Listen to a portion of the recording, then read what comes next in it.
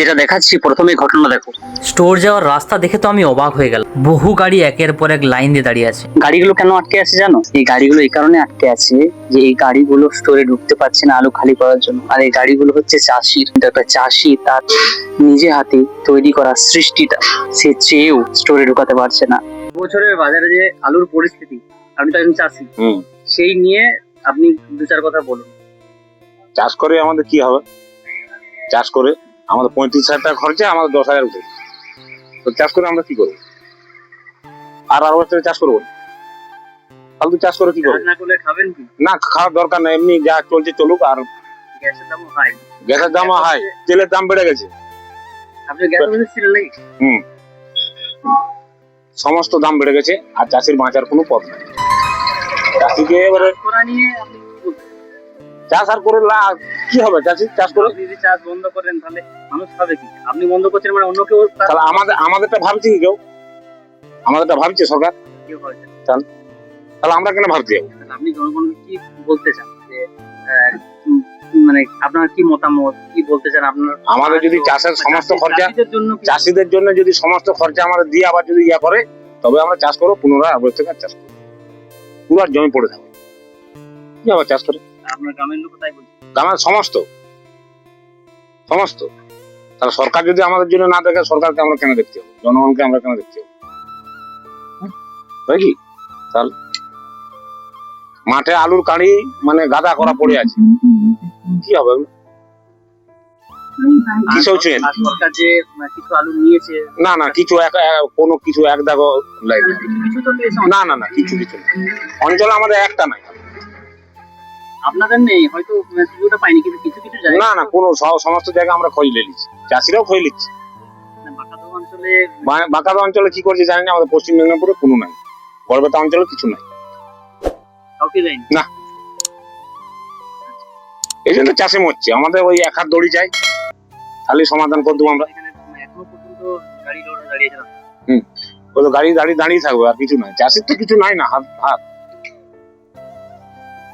এই জন্য সরকার কিছু দেখলো কি? আমাদের আশা দিল, সব নিরাশ হয়। কাকা, এই যে এটা আলু পোড়া হচ্ছে নাকি? হ্যাঁ, আলু পোড়া হচ্ছে। এখানে গাদা করা হচ্ছে, গাদা করা হচ্ছে। রোডের ধারে আলু পোড়ানো হচ্ছে। এই যে এই বছর যা পরিস্থিতি, মানে আলু তো স্টোরেও তো নেয়নি, বা মানে ফেলে দিতে হচ্ছে আলু মানে বিক্রিও হয়নি, পাটিও লেয়নি, আর মানে সম্পূর্ণ লস, মানে প্রচুর লস। আমার চাষটাই 1.5 লাখ টাকা লোন নিয়ে করা আছে। লোনটাই যে কি করে শোধ করবো সেটাই, তাই মানে কি করে শোধ করবো সেটা প্রত্যেকটা চাষির একই অবস্থা। প্রতিটা চাষি, ছোট চাষি, হ্যাঁ, প্রতিটা চাষিরই। তাহলে আপনার মতামত কি, যে কি করলে কি হবে, বা মানে কি আশা কি করা যায়, যে কি করলে চাষির আর উন্নতি হবে, বা চাষি তার চাষটাকে পরের বছর আবার করতে পারবে? কিন্তু এখন ধরুন, কারণ লোন শোধ করতে হবে, আবার নয়তো লোন পাওয়া যাবে, লোন তো পাওয়া যাবে না।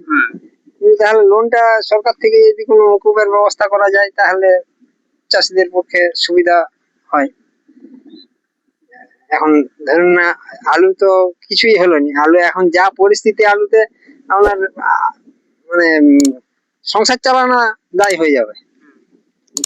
কিন্তু আর স্টোরেও যে রাখবো, সে রাখারও পজিশন মতো সে মারপিট করে রাখতে হচ্ছে, একদম স্টোরে জাম, একদম মারপিট করে রাখতে হচ্ছে।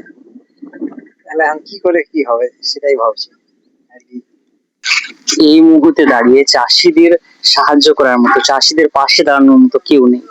তাই যদি মনে হয় যে সমাজের কিছু উন্নতি দরকার, তো সর্বপ্রথম এটাও চেষ্টা করতে হবে সমাজের যেই মানুষগুলোর জন্য আমাদের দুপুর, সকাল, রাত্রি আমাদের কাছে খাবার পৌঁছায়, ভাত হোক, চাল হোক, ডাল হোক, আলু হোক, সেই চাষিরা যেন তাদের যোগ্য সম্মান পায়। আর দ্বিতীয়, তাদের তৈরি করা ফসলের যোগ্য দাম পায়। যদি তারা সুরক্ষিত থাকে, তাহলে কিন্তু আমরা প্রত্যেকেই সুরক্ষিত থাকবো।